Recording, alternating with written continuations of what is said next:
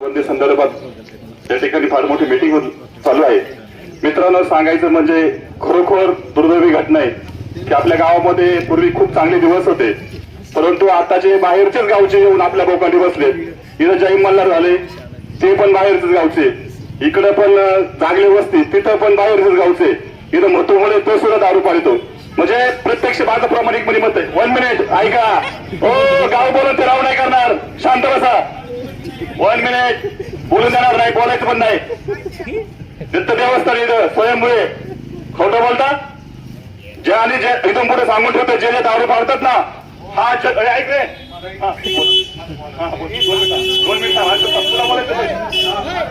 1 minute दारू बंद करायची आपल्याला. इथं कोणता माईक आला नाही, कोणत्या पुछाडीची आली ना, कोणी बोलायचं नाही. सांगून ठेवतोय, महिलांना दंडुकी घ्यायची. ज्यांचे ज्यांचे नवरे दारू पेते ना, त्यांच्या बरोबर मी दांडकी घ्यायची आणि ते गरम बोलायचे. आजपासून मी इथं इंदिरानगरच्या सर्व ग्रामस्थांचं आभार मानतो, त्यांच्या चरणाशी नतमस्तक होतो. प्रथम दारू बंदी केली असं इंदिरानगरच्या माणसांनी. आणि आज हे बाहेरच्या गावची चुतमारी त्याच्यात दारू काढली आहे आणि आपल्या लोकांनी बसले, आपल्या पोरं ठोकले आहेत. त्या दिवशी दिनेश कापशे सरपंच मामा, त्या दिवशी दिनेश कापशे ठोकला त्या मोटरसायकलवर, पाडलं, त्याचा पाय तुटलाय, पायाला जखम झाली, टाके पडले. हे बोकांडी घ्यायची नाही.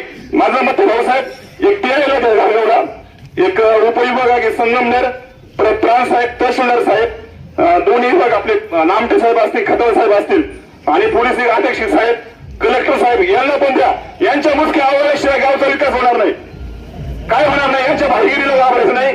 जे तरुण वर्ग आणि माता भगिनी करतील ना, तो गावातला कोणताच पट्ट्या करणार नाही, सांगतो, पार करणार नाही. माझं म्हणजे आता चला त्यांच्या घरी जाऊ आणि त्यांना त्यांच्या जिथं जिथं दारूची दुकान आहे ना, तिथं सांगू तुम्हाला दारू बंद करता येईल संदर्शन, आम्हाला दंडुकी घेऊन तुमची धर्म फोडावं लागतील, तर ही दारू बंद होईल.